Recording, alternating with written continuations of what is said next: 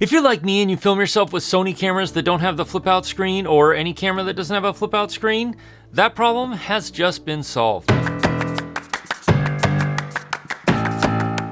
Hey, my name's Jake Sloan, and I create content here on YouTube for solo creators on the go, people like me who are creating by themselves commercial projects, YouTube stuff. So I do reviews of gear that makes that process easier, and I do tips and tutorials on how to use that gear so that you can tell better stories. When you film yourself with a camera that doesn't have a flip out screen, like most Sony cameras don't up until recently, it's really hard to tell if you're getting good framing or good exposure. And a lot of times I have missed a lot of shots because I didn't realize I didn't have the proper framing, or I didn't have the proper exposure, or in a couple of cases my autofocus had been switched to manual by me bumping the button. But that has all been changed by this little device here, which works pretty much with any Sony camera up until they came out with the flip up screen with the A6100, A6400, A6600.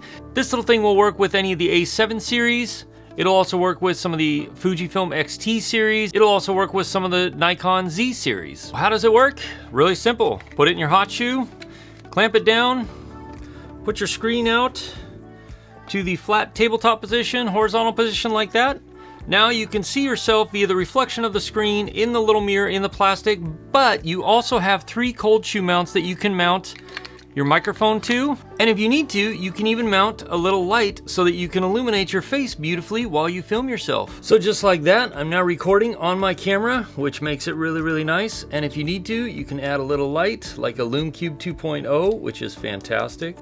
And if I turn off all my other lights, look at that, not bad. I can see that I'm properly exposed. I can see exactly where my framing is. I can also see my audio coming into the camera, which is fantastic. The good news is you can use this on a gimbal, but it will limit the amount of tilt action you can, because obviously it sticks out quite a bit. But I was pleasantly surprised to see on my Weebill S with the A7 III, it actually had a fair amount of tilt motion range. Now obviously if you're putting it on a gimbal, you want to keep all the weight that you put on top here as lightweight as possible. So something like the Rode Video Micro or the Rode Wireless Go would work perfect, because you're not stacking really heavy things up higher, which will make balancing your gimbal a little bit more difficult. And of course, if you're going to be using it outside in bright sunlight, you're going to want to set your screen brightness to the absolute maximum so you can see everything you're trying to do in the screen, and thus through the mirror.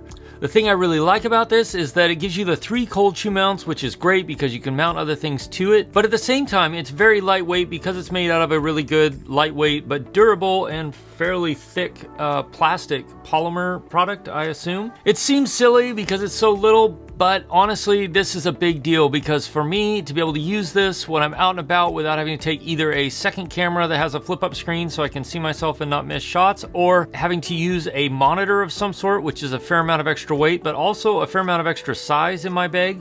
Having something like this that's really small, really lightweight, really compact, that will enable me to get the right shots that I need handheld or on a tripod or whatever, is really going to be a great thing this summer, because I've been looking for every way possible to cut down the weight in my bag. If you're like me and you're traveling a lot, or you're doing a lot of things where you're out and about, but you want to not have to carry the most amount of weight with you, then this is a really good, really great little option. If you want to see some of my other favorite accessories to use for filming yourself or as a solo creator, you can click or tap right here. I'll take you through a few of them, and I will see you in one of those videos. As always, if you got questions, ask me in the comments below, and I'll do my best to answer them. Cheers.